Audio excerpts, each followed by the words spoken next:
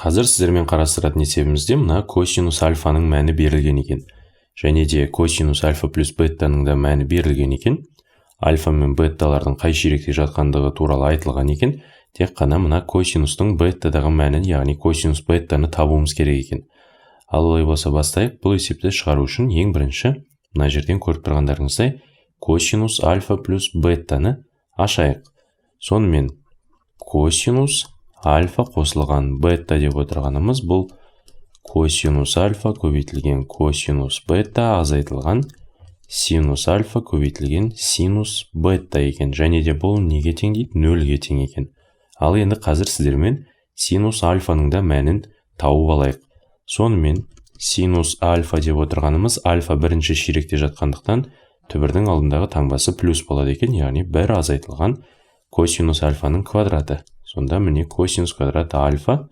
Ал бұл сонда бірден 0,6-ның квадратын азайтатын болсақ, онда ол 0,8-ның квадраты шығады екен. Яғни бұл түбір астындағы бір азайтылған 0,136. Ал бұл дегеніміз 0,164.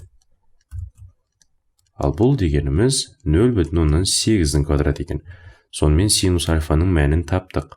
Енді орнына апарып қоятын болсақ, сонда біз мынадай теңдікке келеді екенбіз. 0,6 көбейтілген косинус бетта азайтылған синус альфа деп отырғанымыз 0,8 көбейтілген синус бетта бұл 0-ге тең болады екен. Ал енді осыдан мен қазір былай теңдіктің оң жағына өткізетін болсам, 0,8 көбейтілген синус беттаны теңдіктің оң жағына өткізейік. Сонда косинус бетта бұл тең 0,8 синус бетта екендігі шықты.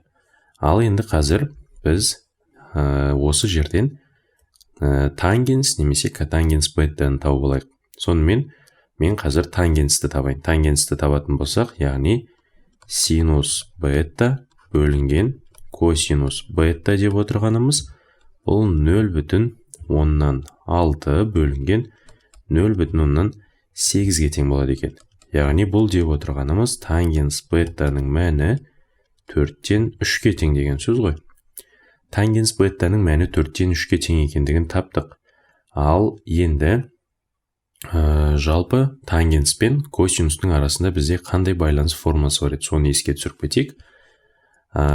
Бір қосылған тангенс квадрат бетта деп отырғанымыз бұл 1 бөлінген косинус квадрат беттаға тең ғой. Және де бетта дегеніміз пидан 3 бөлу 2-ге дейін дейді. Яғни бұл қандай? Үшінші ширек. Ал үшінші ширекте косинус беттаның мәні теріс болады ғой. Сонда біз қазір осы жерден косинус беттаны өрнектейік. Сонда косинус бетта деп отырғанымыз плюс-минус 1 бөлінген түбірдің астындағы 1 қосылған тангенс квадрат беттаға тең болады екен. Міне көріп тұрғандарыңыздай косинусты өрнектеп алдық. Неліктен бұның алдында плюс-минус таңбасы шыққаны бәріңізге түсінікті шығар. Өйткені міне мына квадрат тұр ғой.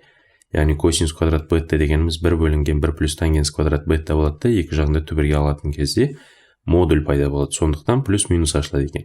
Ал жаңаған айттық, бетта бұл үшінші ширекте жатқандықтан, үшінші ширекте косинустың таңбасы теріс қой. Демек, бұдан бізде косинус бетта деп отырғанымыз минуспен ашылады екен. Сонда минус 1 бөлінген түбірдің астындағы 1 қосылған тангенс беттаның мәні нешеге тең еді? Тангенс бетта деп отырғанымыз 4-тен 3. Енді соны квадраттайтын болсақ, 9-дан 16 шығады екен. Сонда бұл деп отырғанымыз минус 1 бөлінген түбірдің астындағы 25 бөлу 16. Ал бұл минус 5-тен 4-ге тең болады екен. Сонымен бұл есептің жауабын таптық. Жауабы мына косинус беттаның мәні минус 5-тен 4-ге тең болады екен.